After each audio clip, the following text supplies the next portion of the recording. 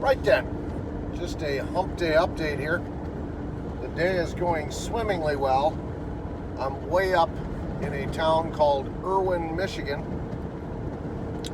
for my third stop of the day, where I took an educated guess on a brand new LG washing machine that went completely dead on the customer after a lightning strike that happened down the road. I had no way of testing anything electronically because this was a stacked situation. The dryer was sitting on top of the washing machine and I had no way to get it down so that I could take the top cover of the washing machine off to do some testing. So I took an educated guess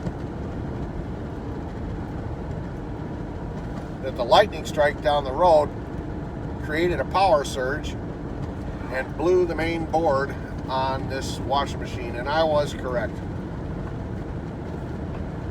I got there just now. Customer had taken the dryer off the top of the washer. I put the new main control board in first, powered the unit up. It powered up. I ran a quick wash cycle start to finish. Everything worked fine. Call complete. That was an awful long way to go to have gotten it wrong. Just saying. The call before that, I was there to work on a brand new Frigidaire gallery refrigerator that the water dispenser in the door, after the customer pulled water out, would keep dripping. Drip, drip, drip, drip. And then it would stop after about a minute. Well, based on my vast knowledge and years of experience, those symptoms usually indicate a cracked water line or some way that air is getting into that tubing and causing the tubing to backfeed and back siphon out. So I looked. I pulled the fridge out of the cubby. I opened it up. I looked at all the tubing connections. I didn't see any cracks in the tubing, any loose connections or anything like that. And the very last thing I looked at, which I probably should have looked at first, was the water filter itself. Since the unit's brand new, the customer hasn't messed with the water filter at all yet. They haven't had a reason to change it. So I popped the water filter out and I looked at the O-rings on the inlet ports. And sure enough, one of the O-rings was rolled and it was sitting funny. So it wasn't sealing properly and it was letting air migrate into the system, which was letting the water drain out of the tube. So I readjusted the O-rings, lubed them up, pushed the filter back into place, bada bing, bada boom, water leak stopped.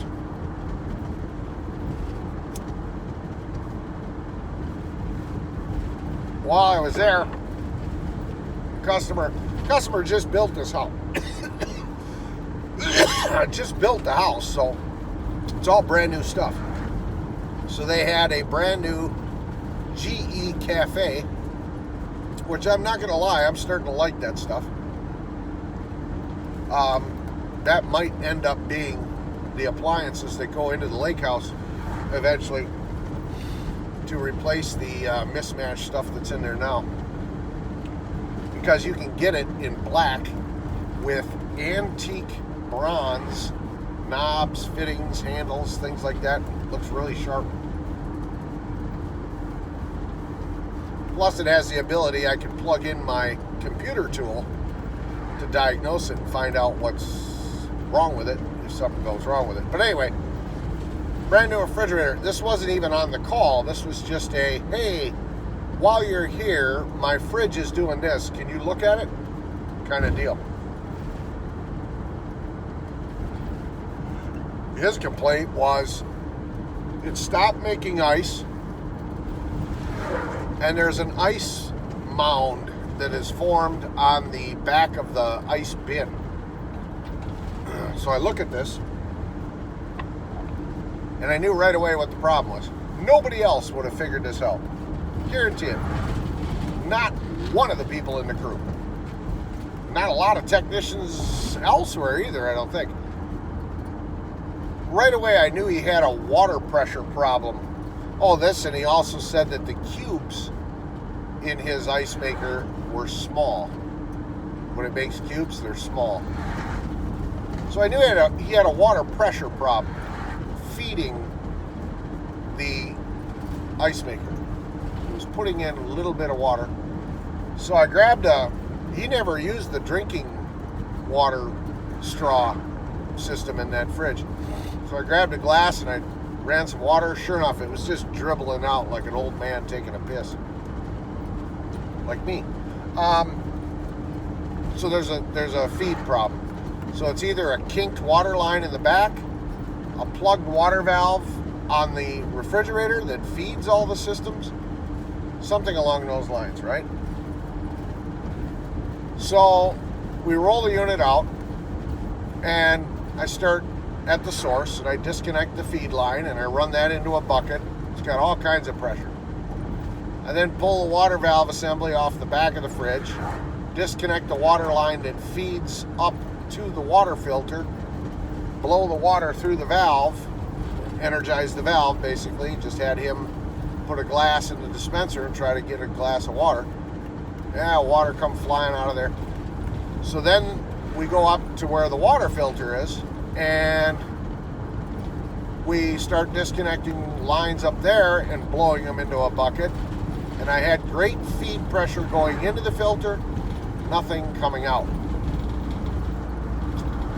Something wrong with the filter. It's either plugged up, it's defective, something. So I said, well, we can test this. I'll just snip the lines that go into the filter and out of the filter. I'll connect them together with a Parker coupling and see if you got water at the door.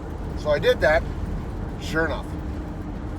So he calls his wife and he says, hey, I told him, I said, I could just leave it like this. Essentially, the filter has been bypassed.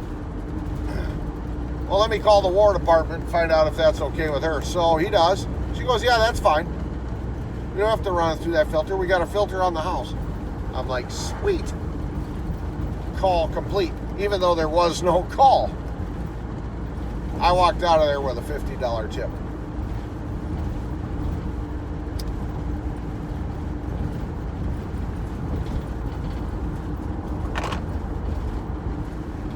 What was the call before that?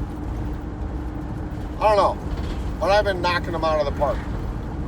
So I'm heading to my last call now, which is back down in the Northwoods. I got to put a fan system on a refrigerator, an evaporator fan shroud assembly. It's not going to be fun, but I hope it solves that person's problem as well.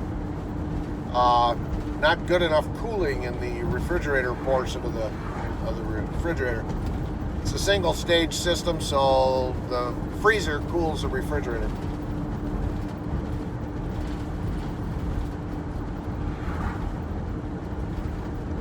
If I plug that fan in, and that takes off like a hurricane,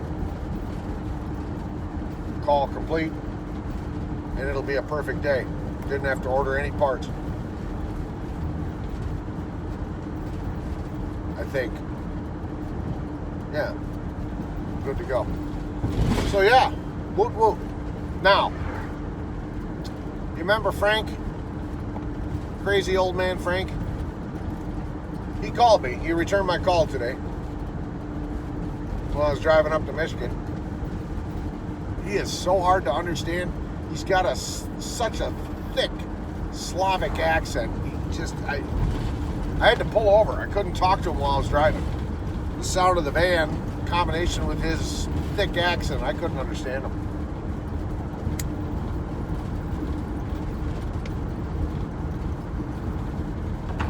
There's a positive and a negative side to this phone call. The negative side is my trailer won't work for their situation. Turns out he lives with his son, and his son is his caretaker.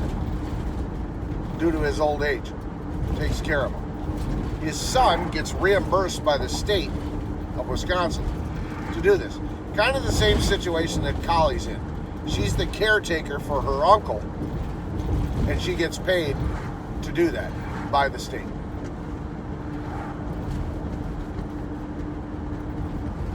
That's why they live together. So it turns out my place is too small for them. There's only one bathroom. And they each need their own bathroom, apparently. So he decided, even though he loves the trailer, he says, oh, that trailer's so cool. He decided not to buy the trailer. They want to find something bigger. Yeah, with 2 bathrooms.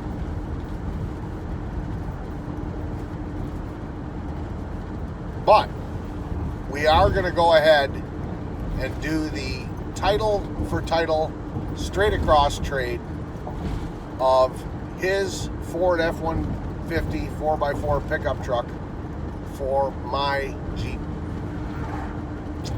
Thunder Gecko is going to get a new home.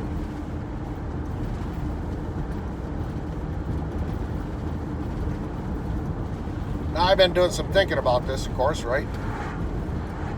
I built that Jeep with my own 2 hands from scratch into what it is today. It took me all fall to customize that Jeep, so it was a labor of love. You know, there's a lot of me in that vehicle. But the Jeep is old. It's a 2010, and it is right at the cusp of starting to cause me nickel and dime problems, and possibly some big problems. The exhaust needs to be replaced. Yeah, there's issues with it. When Frank came and his son came and looked at it before, I told him all the issues with it. None of them are serious, like a transmission that's gonna fail or an engine that's rattling or something like that. They're all inconsequential nickel and dime kind of stuff. So Frank's aware of it.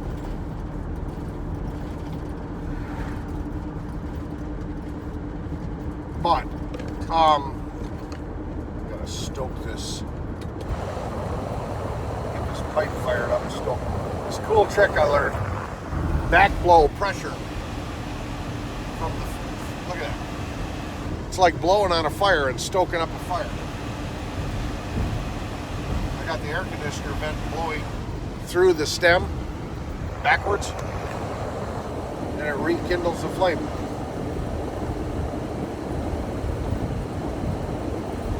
Works like a dream. Plus it cools down the bit. Anyway, just a little pipe talk there. His truck is a newer than my Jeep truck. It's like a 2014 or a 20 something. Mine's a 2010.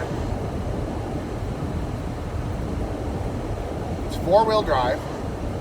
It's got a nice size V8 engine in it that purrs like a kitten. There's no rattling, no ticking, no knocking. The engine is simple. You open up the hood on this thing and it does not look like a rat's nest like the engine on the Jeep. You can literally probably sit on one of the fenders with your feet in the engine bay and work on things. You can get at the spark plugs, you can get at the coils, you can get at the exhaust. It's wide open in there. There's not a bunch of hoses and tubes and boxes and shit that you got to remove just to get to the motor. I saw that right away. I'm like, oh, that's my dream right there. It's got a heavy-duty front deer crusher bumper on the front. It used to be a construction vehicle used in a construction company. It's got low miles and mostly highway miles. It's got the flashing yellow light on the top. I think it's got a back rack in the box to protect, like this headache rack here, to protect the back window of the cab from getting smashed. It's not a crew cab with with 4 doors. It's like a king cab. So and it's 4-wheel drive. Yeah, it's got a little bit of rust in some spots. It's got a few little dents in it. But I know a body guy. His name is Rob. And he can straighten all that out for me if I actually want it straightened out. But it's a plain Jane, nothing fancy, work truck. Gets decent gas mileage. Gets better gas mileage than the Jeep, actually. It hit me like a ton of bricks the other day that, whoa, I gotta do this. I can't pass this opportunity up. I need a truck that has a full-size box on the back, 8-foot box for hauling sheets of plywood. I need 4-wheel drive for getting to work in the winter. But I don't need anything fancy. I don't need a look at me kind of vehicle anymore. I don't care if I just blend into the crowd with everybody else, you know. It's silver. Doesn't have custom wheels or custom tires or anything. It's like I said, it's a work truck. I'm gonna do the trade straight across.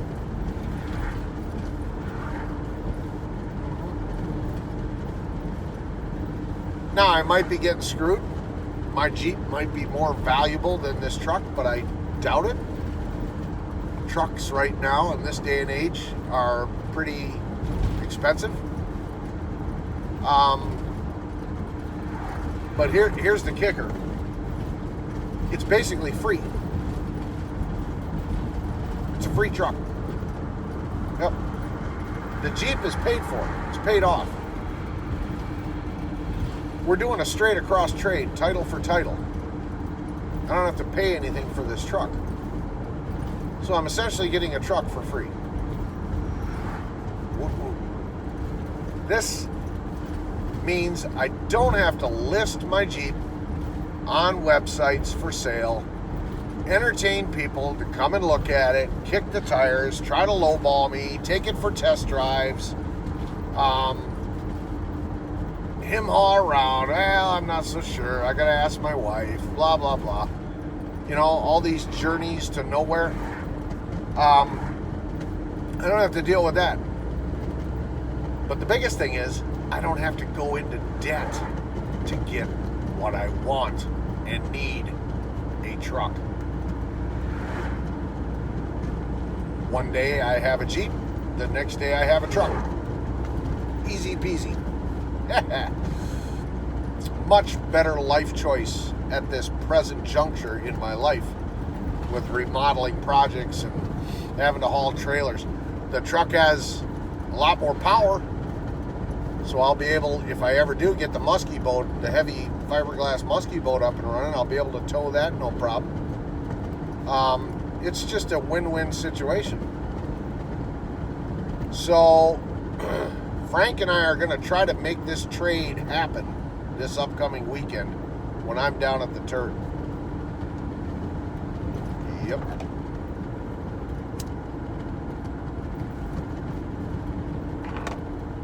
I'm going to get a hold of the DMV tomorrow, and I'm going to ask some questions on how to do this sort of a transfer and how to allow each party involved to drive the respected vehicles home and use them. You know, as far as plates go. Here's another thing. I'm saving a couple $100 by not having to renew the stickers on the plate for the Jeep. Those expired in June, and I've been dragging my feet on that. I won't have to pay for that. Now, granted, I'll have to pay for plates for the truck, so it's a horse apiece, I guess. But it'd be pretty stupid of me to have gone and renewed the plates on the Jeep and then turn around and get rid of the Jeep, now that money's gone. Yeah. I don't know if the plate that's currently on the Jeep can be reassigned to the truck, since it's a whole different vehicle. It is a truck plate that's on the Jeep. The Jeep's registered as a truck, not a car. So I don't know. That's what I got to ask the questions about. But Monday morning, driving to work, I'll probably be driving to work in my new to me pickup truck.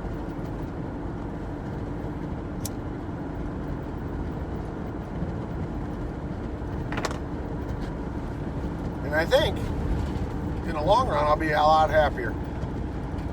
The Jeep kind of rides like a lumber wagon. Yeah, it even though it has a soft suspension, I put a soft flexi suspension in it. You feel all the cracks in the road, the bumps and the potholes. It throws you around. This truck will have a much softer suspension and be more comfortable to ride in. I told Mia about this, and a couple of times, this is what I love about her. One of the things. The other is her giant rack. Just kidding. Not gonna lie, that is a nice positive attribute. But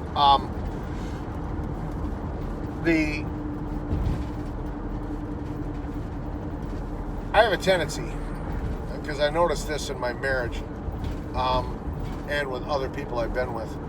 I have a tendency, when I want something, to approach them looking for justification from them and permission to get it. I find myself explaining to them the positive attributes for a major purchase, putting up a defensive case to make the purchase. Now, if I was a total alpha male or a sigma male, I would just buy the damn thing. And, their opinion didn't matter.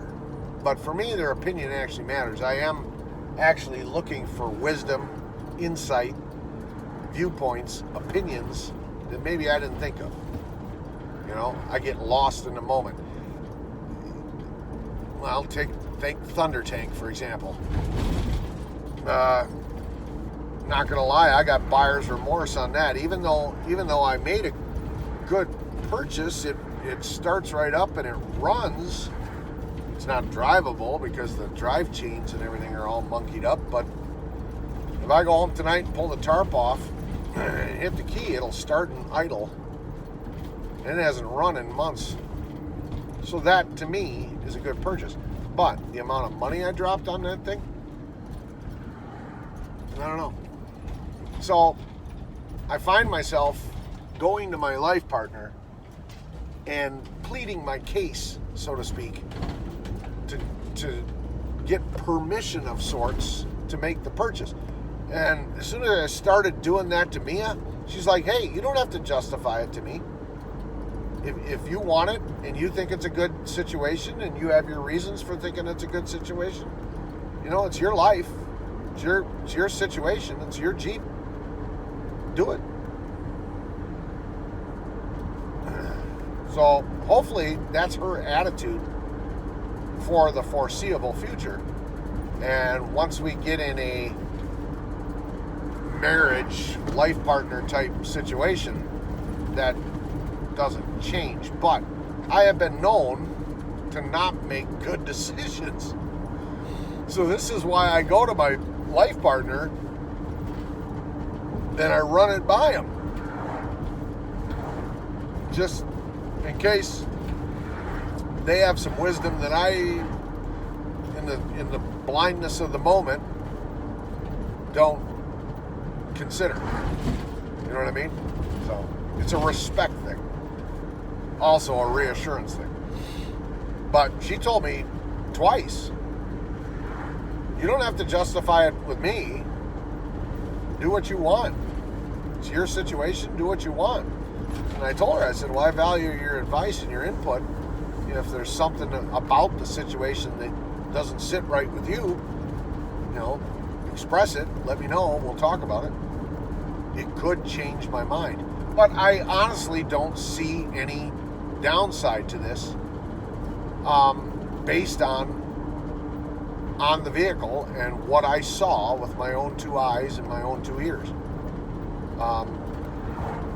At this stage of my life, the time for having a look at me toy that I have to drive every day to work with and I have to use as a tool to haul trailers and heavy loads, those days are over.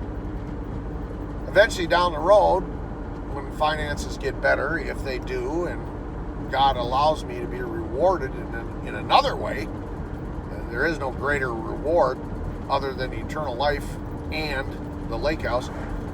Yes, I'm obsessed with the lake house, much to the chagrin of some people.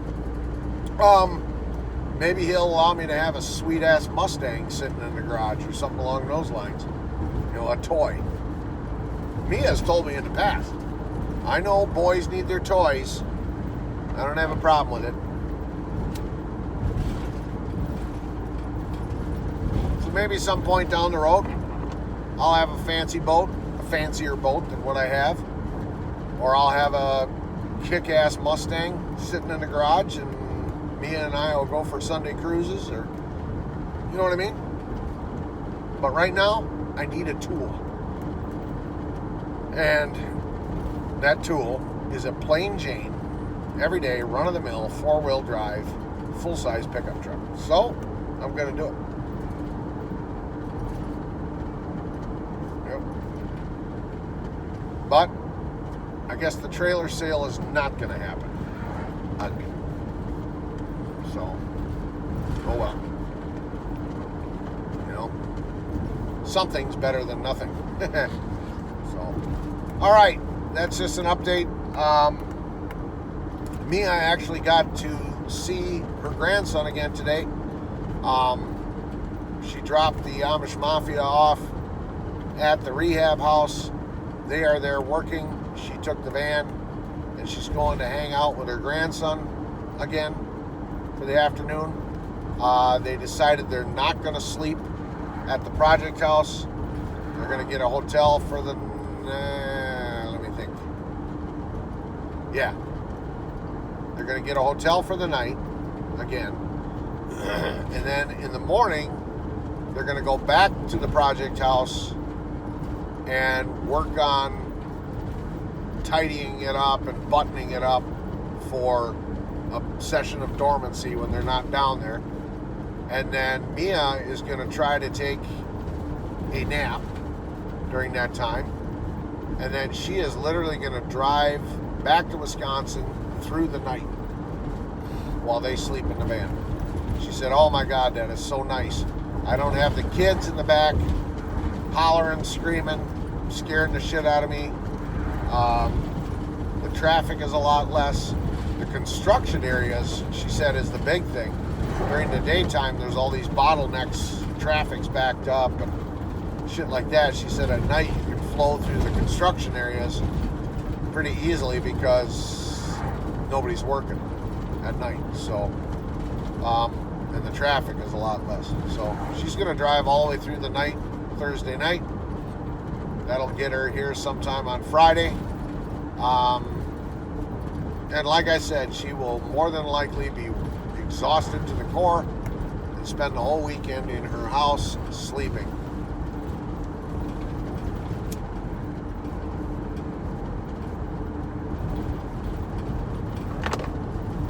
Well, I go down to the turd, keep working on the kitchen, and drive home, hopefully, in a different vehicle.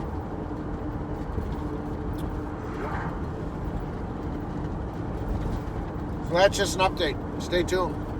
This could get interesting. We'll see what happens.